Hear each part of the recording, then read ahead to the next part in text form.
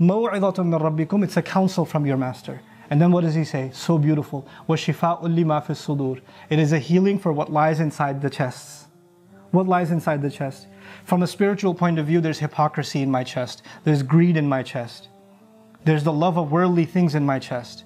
There's a lack of the trust of Allah in my chest. There are other weaknesses of iman in my chest. And Allah heals those things. But that's not the only thing in my chest. There's sadness in my chest. There's fear in my chest. There's anxiety in my chest. There's worry about others in my chest. There are unanswered questions in my chest. There are so many things going on inside me emotionally, spiritually. All of that is inside my chest. That's what's going on in my heart. And Allah says, I'm giving you these words so they heal what's going on inside your heart.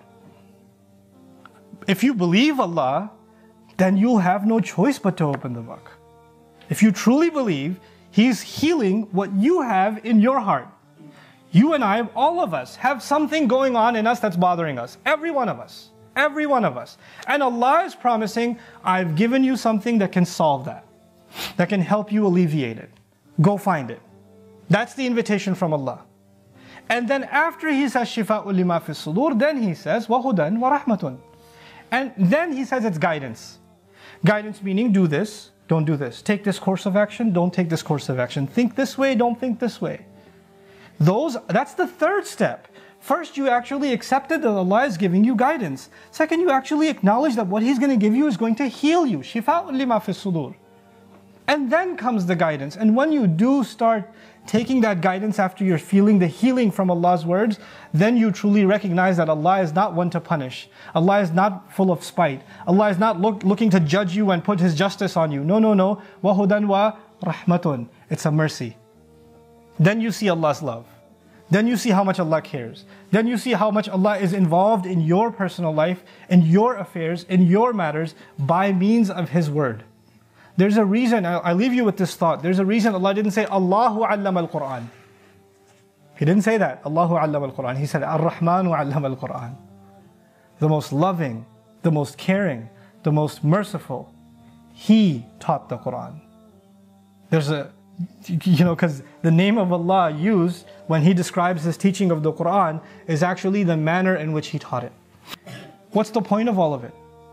If you had trouble in your heart and it's removed, when your troubles are removed, you know what happens when your troubles are removed? You get happy.